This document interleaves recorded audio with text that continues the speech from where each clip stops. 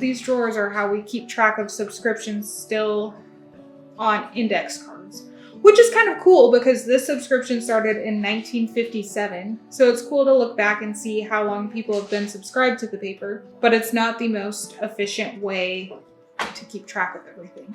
I grew up 2 blocks away from the office. As I was growing up here, my parents were always subscribed to the paper. I think the thought of being a journalist and working at a paper, owning a paper, and specifically being here was kind of always in the back of my mind.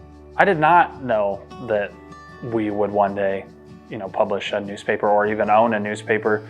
So in the beginning, there was a little bit of reluctance, but seeing how well the newspapers have been ran over the last 50 years really calmed our nerves. Small papers like this and small towns like this, it's kind of what keeps the town together. What people often will overlook in places like this is the amount of community journalism that comes out of a newspaper like this. But in a place like this is where newspapers are celebrating the achievements of the community. Some of the challenges we faced are we have 1 new computer and quite a few older ones. When you're working on Adobe products, like InDesign is what we use to work on laying out the paper. That needs a good machine to keep us going. We only have 1 camera. It gets kind of difficult if I'm at a sporting event taking pictures and maybe she's got something going on that she needs to take a picture of. If everything here was up to today's standard technologically, we would be a lot more efficient. We still do a lot of things by hand. All of our subscriptions are still written on index cards. We were really blessed to receive a grant from the Western Iowa Journalism Foundation, and we're utilizing that grant to help us really get things going. What the grant's going to mean to us is it's going to afford us the ability to replace some of that aging equipment. We're going to be upgrading some computers.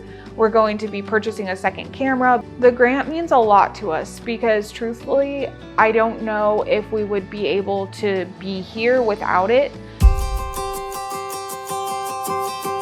I never thought about when I bought the newspaper in 2003 that 21 years later here I would be doing the same thing and adapting to the changes that have happened in the community and in the business. I am the owner, editor, and publisher of The Observer in Westside and the Manila Times in Manila. It was always an interest of mine to work in newspapers. I took a journalism class when I was in high school, and that piqued my interest first. I made the decision in May of 2003 to take over the paper.